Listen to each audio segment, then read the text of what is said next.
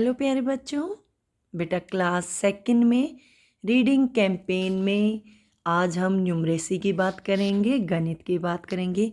ये बेटा आपकी वर्कशीट नंबर 10 है। कौन सी वर्कशीट है? 10 नंबर की है। आपका ये 100 डेज़ का कैंपेन है, 100 दिन का। तो अभी तो आप 10वीं पे हो, पूरी 100 वर्कशीट आप लोगों को करनी है। ये है बेटा 28/1/2022, 28 जनवरी का ये काम है।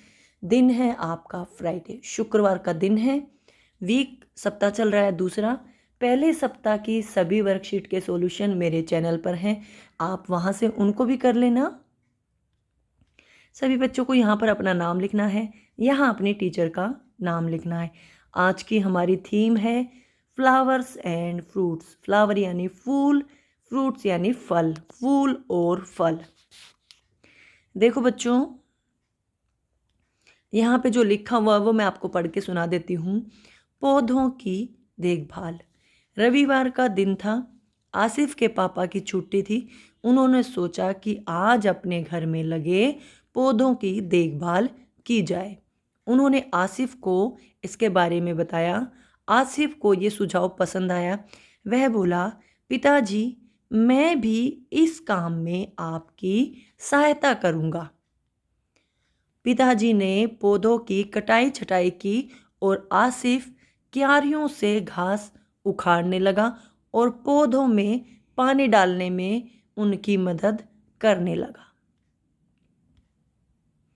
जब आसिफ गुलाब के पौधे के पास पहुंचा तो उसका ध्यान गुलाब के फूल पर बैठी छोटी सी मधुमक्खी पर गया। उसे देखकर वह थोड़ा डर गया।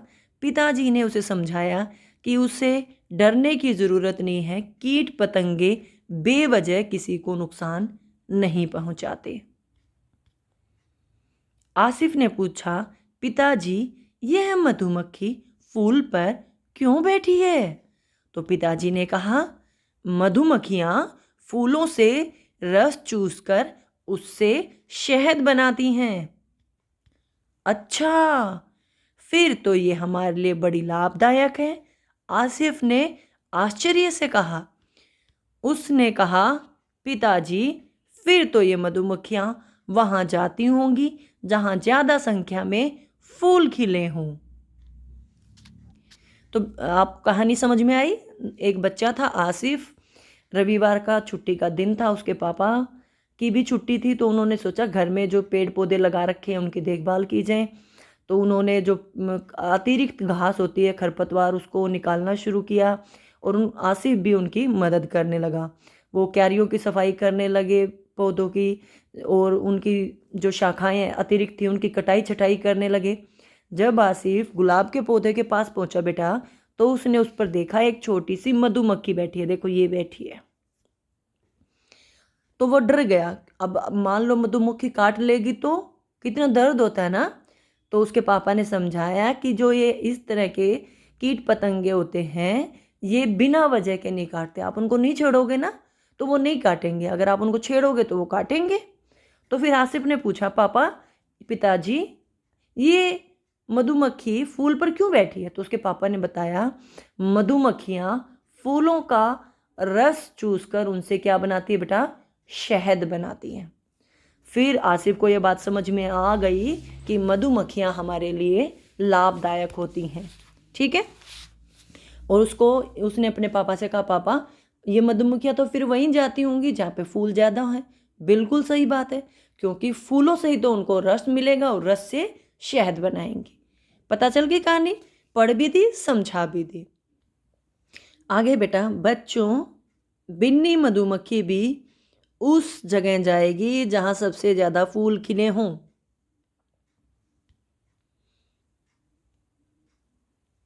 ठीक है।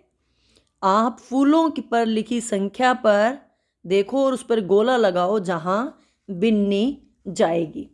देखो बेटा, जो संख्या बड़ी होगी गिनती में, वहां बिन्नी मधुमक्खी, ये मधुमक्खी का नाम है बिन्नी, ये वहीं जाएगी। क्यों? क्योंकि इसको रस वहां से ज्यादा मिलेगा।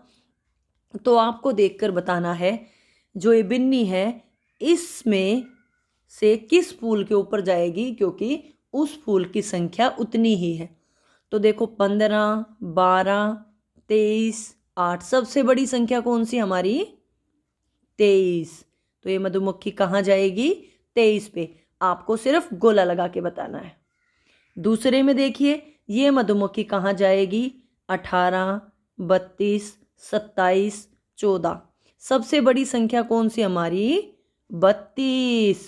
30 2 32। तो ये मधुमक्खी कहाँ जाएगी? 32 पे। अगला है, ये मधुमक्खी कहाँ जाएगी? 44, 22, 20, 17। सबसे बड़ी संख्या क्या हमारी? 40 4 44। तो ये मधुमक्खी इस पर जाएगी। अगला है बेटा, ये मधुमक्खी कहाँ जाएगी? 19, 33, 29, 50। कहाँ जाएगी बताओ? 33 पे? नहीं, इससे भी बड़ी संख्या है हमारे पास, 5 0 50। ठीक है। 40 की संख्या खत्म होने के बाद 41, 42, 43, 44, 45, 46, 47, 48, 49, 50। 50 जब पूरे हो जाएंगे तो हमारी मधुमक्खी बिन्नी इस फूल पे जाएगी, क्योंकि ये सबसे बड़ी संख्या है। तो देखा आपने कौन सी सबसे बड़ी संख्या है? ठीक है। आपको मम्मी पापा की मदद करनी है घर के कामों में, जो आप कर सकते हो, जो आपके लायक हो। छोटे बच्चे हो आप घर में झाड़ू लगाने में मम्मी की मदद कर सकते हो, बिस्तर बनाने में और बर्तन उठाने में, छोटे छोटे बर्तन साफ करने में। बड़े तो नहीं होएंगे, आप छोटे बच्चे हो ना, इसीलिए। और अपने कपड़े धोने में मम्मी की मदद कर सकते हो, साथ में लगे रहो मम्मी के। तो घर के छोटे छोटे कामों में आपको मम्मी पापा के साथ लगकर उनकी मदद करनी है। और कोविड अपेक्षित व्यवहार में बेटा ये गणित का काम है। तो गणित में या न्यूमरेसी में हमको बताया जाता है हमेशा मास्क का इस्तेमाल करें। हिंदी में बताया जाता है हमें कि बार बार हाथ धोने हैं। न्यूमरेसी में बताया जाता है हमारे को कि मास्क पहनना है। और इंग्लिश में बताया जाता है 2 गज की दूरी बना के रखनी है। ठीक है। तो गणित में क्या था? मास्क पहनना है। जब भी आप घर से बाहर जाओ, अपने और अपने परिवार की सुरक्षा के लिए मास्क अवश्य लगाएं। ठीक है। यहाँ पे बेटा वर्कशीट का कार्य पूरा हो गया है। उम्मीद करती हूँ आपको सारा कार्य समझ में आ गया होगा। वीडियो अच्छी लगे तो like, share and subscribe. Video देखने के लिए आपका बहुत बहुत धन्यवाद।